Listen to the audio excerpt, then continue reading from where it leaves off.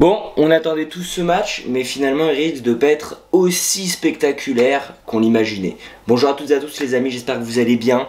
On se retrouve aujourd'hui pour un nouvel avant-match, Strasbourg-Paris Saint-Germain. Alors comme d'habitude dans la description de la vidéo vous avez le timecode avec tous les chapitres. On va parler de notre adversaire, Strasbourg, de nos rouges et bleus, le Paris Saint-Germain.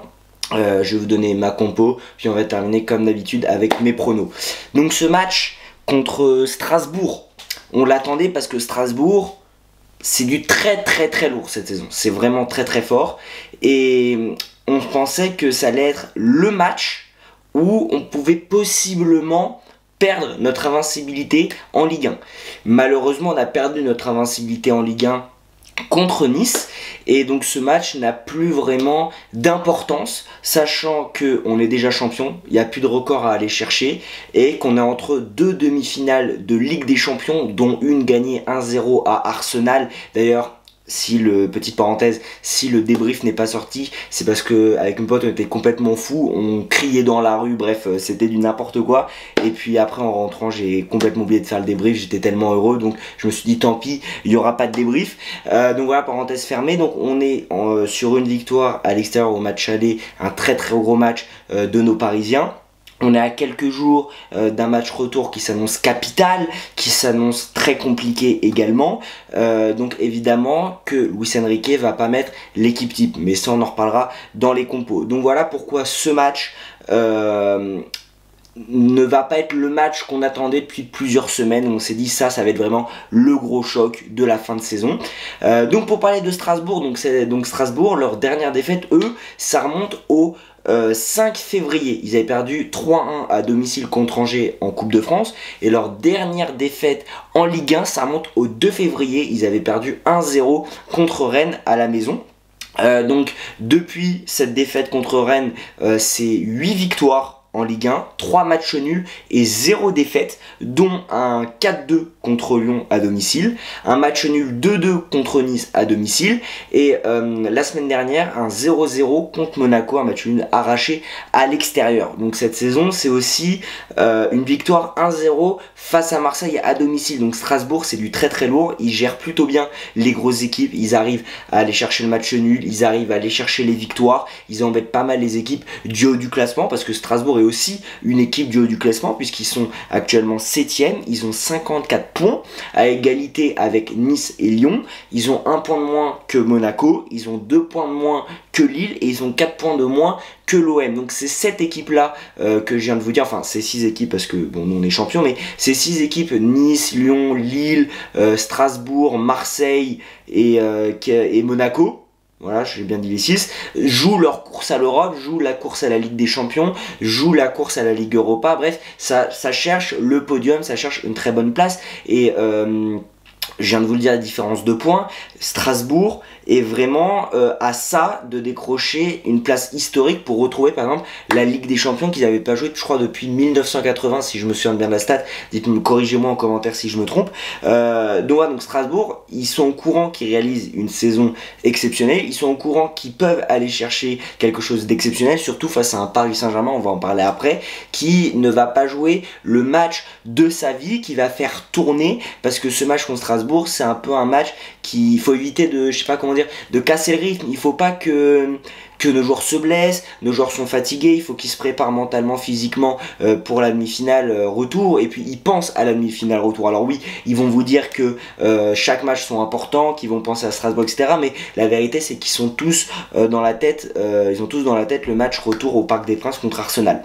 Donc voilà, à Strasbourg à domicile, puisque on se déplace à l'extérieur, on va chez eux, à domicile cette saison c'est 9 matchs gagnés, 5 nuls et 1 défaite. Voilà, ils perdent pratiquement pas, ils gagnent pratiquement contre tous les gros, ou sinon c'est des matchs nuls, donc ils savent s'y faire face aux équipes du haut du classement. Donc pour moi oui, on peut avoir très peur de cette équipe de Strasbourg. Alors c'est pas forcément le plus beau football, c'est pas une équipe qui marque énormément de buts parce qu'ils ont seulement plus 13 de différence de buts, après ils en prennent aussi pas mal, ils prennent des buts à chaque match, mais bon voilà, c'est une équipe qui arrive à à créer l'exploit sur certains matchs, qui arrive à gérer les grosses équipes, qui arrive à gagner des points importants, des points précieux pour être en haut du classement et donc du coup espérer aller chercher cette place qualificative en Coupe d'Europe. Et ils vont tout donner pour, évidemment. Ils savent très bien que ce match-là, c'est un match clé parce que c'est un match où ils peuvent aller au moins chercher le match nul, et je pense qu'ils pensent qu'ils peuvent aussi aller chercher la victoire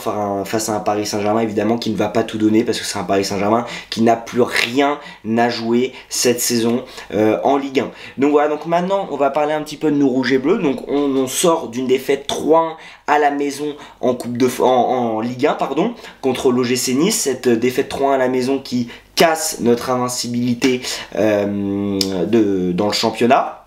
Cependant, juste avant, on a fait un partout contre Nantes, donc on allait chercher le nouveau record d'invincibilité à l'extérieur.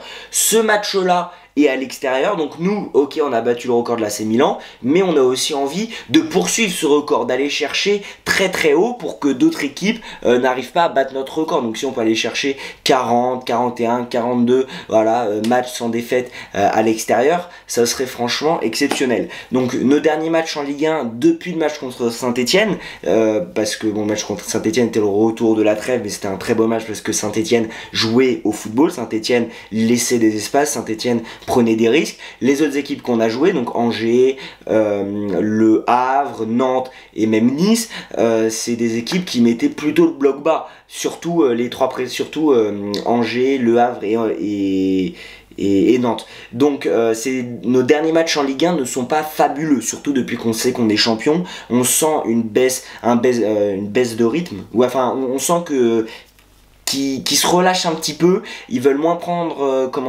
de coups, ils veulent se calmer, ils veulent être en pleine forme pour les matchs de Ligue des Champions. Donc évidemment ça se comprend, d'autant plus que maintenant il n'y a plus vraiment de record à aller chercher. Puis, donc pour moi ils vont évidemment se relâcher, ils vont jouer le match. Enfin, jouer le match. Beaucoup de titulaires ne vont pas jouer le match. Ça, on va en parler dans les compos. Il y aura évidemment un turnover. Ça va être un match important pour les remplaçants qui vont pouvoir montrer eux ce qu'ils valent. Mais voilà, ça ne sera pas l'équipe type. On sort, donc ça c'était nos derniers résultats en Ligue 1. En Ligue des Champions on sort d'une défaite 3-2 contre Aston Villa, ça on en a déjà parlé, c'était une bonne leçon. Et on sort surtout d'un match, d'une victoire à l'extérieur face à Arsenal en demi-finale de Ligue des Champions. Au match aller c'était les émotions, j'étais tellement heureux, vous pouvez même pas imaginer à quel point je suis tellement dégoûté de ne pas avoir sorti de débrief parce que j'étais vraiment dans tous mes états. D'ailleurs pour ça j'avais essayé d'en tourner un, mais comment vous dire que je bégayais, j'étais comme un fou, je sautais partout, donc je me suis dit non, c'est mieux si je le sors pas.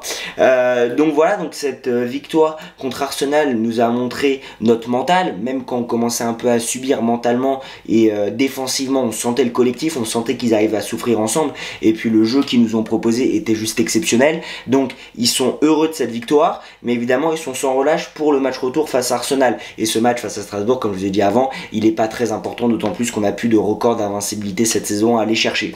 Donc voilà, je pense que j'ai fait le tour de ce que je voulais dire sur nos rouges et bleus. Maintenant on va passer à la composition. Donc comme je vous ai dit, les titulaires ne vont pas jouer pour la simple raison qu'ils sont épuisés du match aller contre Arsenal. Ils vont se préserver pour le match retour. Et puis c'est le moment de donner du temps de jeu à des jeunes qui n'ont pas forcément de temps de jeu et qui ont envie de montrer à Luis Enrique et à nous, aux supporters, qui sont là, qui ont leur place au Paris Saint-Germain. Donc c'est leur moment à eux.